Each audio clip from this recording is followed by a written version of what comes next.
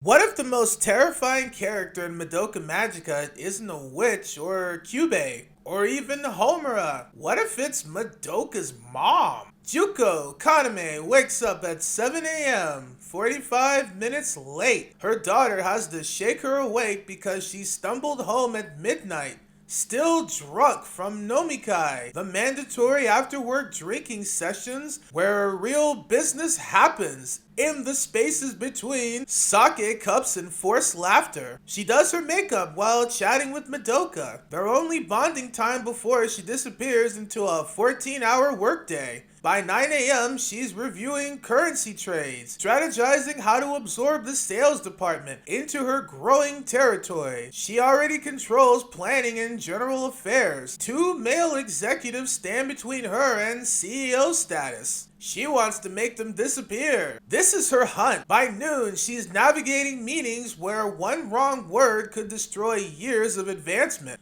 By 8 p.m., she's smiling through another nomikai, performing the ritual, bonding that Japanese corporate culture demands, knowing that declining means career death. The Bariko principle applies. Whatever happens while drunk doesn't count. So colleagues confess fears and resentment that evaporate by morning. It's a system designed to extract maximum labor while maintaining plausible results at the cost of the human condition. She returns home after Madoka's asleep. She does this 6 days a week. She has been doing it for over a decade. And she won! The perfect product of a broken system.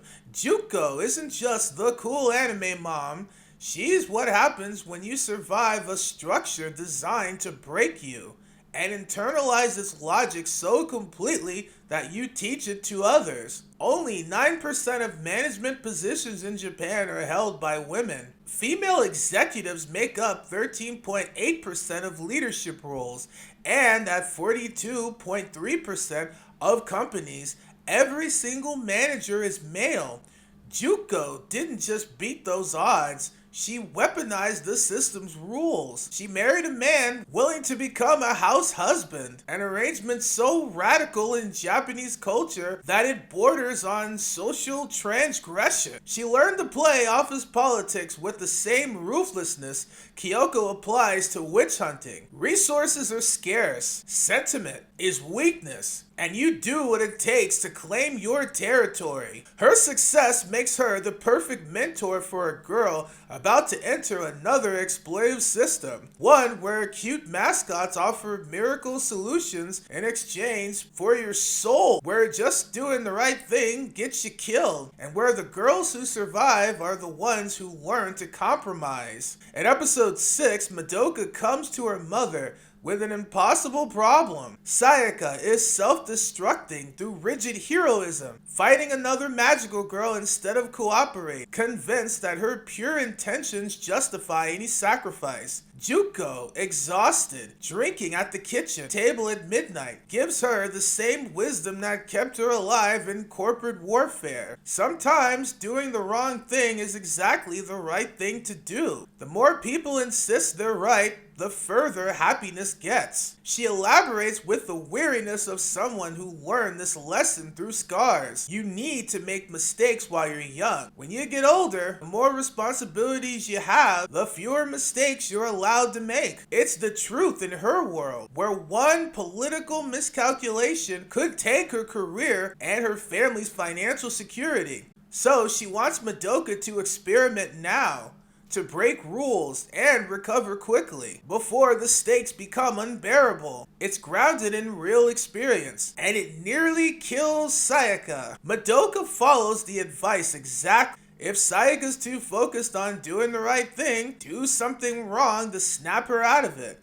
So Madoka grabs Sayaka's soul gem, the source of a magical girl's power, and throws it off the highway bridge. Sayaka's body collapses instantly, lifeless, because soul gems don't just contain magic, They contain the magical girl's literal soul. Their bodies are empty shells, puppets that stop functioning when separated from the gem by more than 100 meters. Junko had no way of knowing. She gave adult advice for navigating human social dynamics, not supernatural soul mechanics administered by emotionless aliens harvesting despair for energy. But that's exactly the horror. Her wisdom is perfectly calibrated for one nightmare system, and Madoka applied it to another. Consider the structural symmetry between Junko's corporate grind and a magical girl's nightly routine. Junko's workday: wake up late from last night's mandatory socializing, commute during rush hour, spend 9 to 12 hours managing departments, reviewing financial data, strategizing territorial expansion, smile through evening nomikai, where career advancement happens in the margins of drunken honesty, return home exhausted, repeat until you claw your way past the men blocking your ascent, or until the system breaks you first. Sayaka's magical girl routine: wake up from restless sleep, attend school hiding your double life, patrol the city tracking witches with your soul gem, enter hostile labyrinths where one mistake means death, fight for grief seeds, the only currency that keeps your soul from corrupting,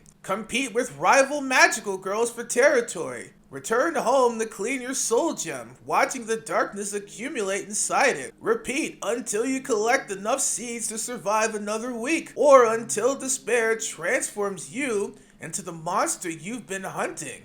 Both systems demand total commitment, both promise advancement through sacrifice, and both punish idealism and reward ruthless pragmatism, and both are fundamentally exploitive. Japanese corporate culture extracts labor through promises of advancement hierarchy, while maintaining structural barriers, while Kyubey's magical girl system extracts energy by converting hope into despair through deceptive contracts. Junko survived her system by learning its rules and playing them perfectly. Kyoko survived the magical girl system the same way, rejecting selfless heroism after her wish destroyed her family, adopting pure self-interest as a survival strategy. Both became pragmatic, ruthless, and deeply traumatized. Both dispense advice warning against rigid idealism because they've seen it destroy people they love. But Madoka and Sayaka haven't internalized those lessons yet. They still believe doing the right thing matters, and when Junko tries to teach Madoka the compromises necessary for adult survival, she's unknowingly coaching her daughter into a system where mistakes don't build character, they generate witches. What makes Junko terrifying: she's not an absent parent like Sayaka's family, she's not dead like Mommy's parents, whose car accident left their daughter desperately alone and vulnerable to Kyubey's manipulation. She's not a destructive idealist like Kyoko's father. Rigid principles led him to murder his family and his beliefs were denied. Junko is present. She has deep conversations with Madoka, models ambition and resilience, and offers genuine wisdom earned through painful experience. She's the only functional parent in the entire series, and that's precisely why her advice is so dangerous. Madoka trusts her completely. Why wouldn't she? Her mother climbed to executive leadership in a system designed to exclude women. She provides for the family while maintaining emotional bonds. She admits imperfection, coming home drunk, oversleeping, openly discussing work stress, which makes her feel authentic rather than performative. When Junko says the wrong thing is the right thing, Madoka doesn't question it. Her mother has earned the authority through visible success. But success within an exploitative system doesn't mean the system is good. It means you learn the function inside a nightmare, and teaching those survival skills to someone entering a different nightmare, one where souls are currency and despair is the inevitable endpoint. The most controversial moment comes in episode 11 when Madoka insists on running into an apocalyptic storm. The physical manifestation of Walpurgisnacht, a witch so powerful it could destroy the city. Junko initially refuses to let her daughter leave, but when Madoka physically pushes past her and shows unwavering determination, Junko steps aside and lets her go. It looks like Junko is being a bad parent in this moment, but it's actually the logical conclusion of everything Junko has taught her. Trust your judgment, make your own mistakes, take action even when it's terrifying. Junko can't know that Madoka is about to make a wish that will erase her from existence, rewriting reality so that she never existed as a human being, only as an abstract principle that intervenes across all timelines to save magical girls from despair. She can't know that her daughter will sacrifice having a family, friends, a body, or a life in exchange for breaking the exploitive system that Kyubey built on girls' suffering. All Junko knows is that her daughter has transformed from passive to resolute, and forcing her to stay might sever their trust permanently. So she applies the same principle that guided her career. When someone is determined enough, you either support them or break them. There's no middle ground. Madoka walks into the storm. Junko never sees her again. In the rewritten universe, Madoka was never born. Junko and Tomoista only have one child, a 3-year-old son named Tetsuya.